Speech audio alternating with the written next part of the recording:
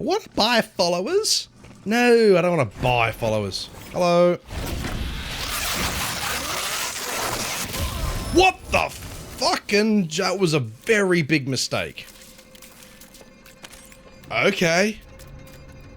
Don't do that next time, Dylbo. I went in for the big, you know, the big swing, and he fucking exploded.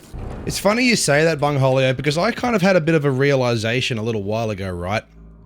When people say the caliber of the team, and I mean this in the most respectful way, you know, the original creators of Dead Space and Tim Schofield. Glenn Schofield, sorry. I was thinking of...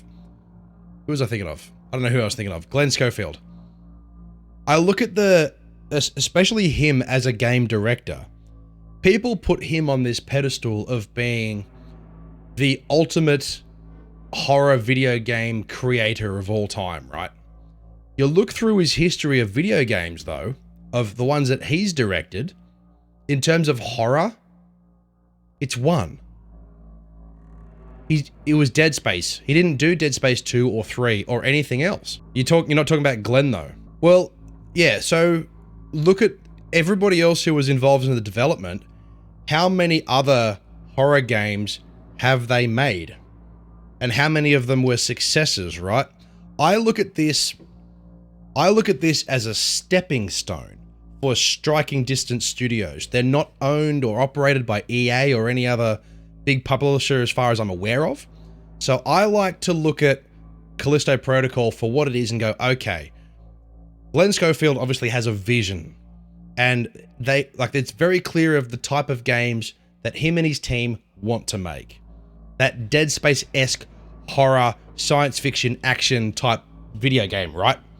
And I like to look... Callisto Protocol as a game so far is very simple. You know, it looks great, it's mechanically beautiful, but in terms of like the gameplay style and what you do in it, it's very simple, right? It's rinse and repeat combat.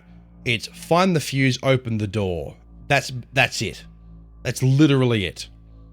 So I like to look at this from the perspective of, okay, Glenn Schofield specifically hasn't come from a long line of Dead Space 1, 2, 3, then fucking Resident Evil, then Silent Hill, and all these other things. He's literally done one of these games before.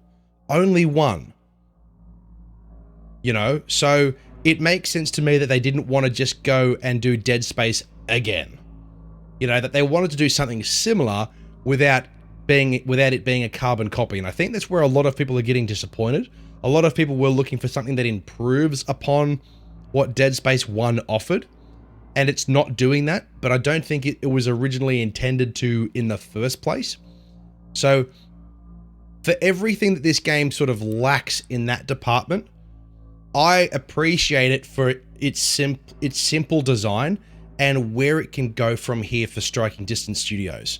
Whatever comes out of this game moving forward for Glenn Schofield and that team, I'm looking forward to.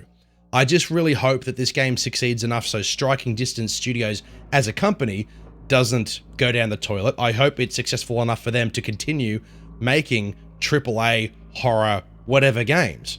You know, so that's the way I look at this. I look at Callisto Protocol, yeah, it was hyped up really big. It was my most anticipated game of all year.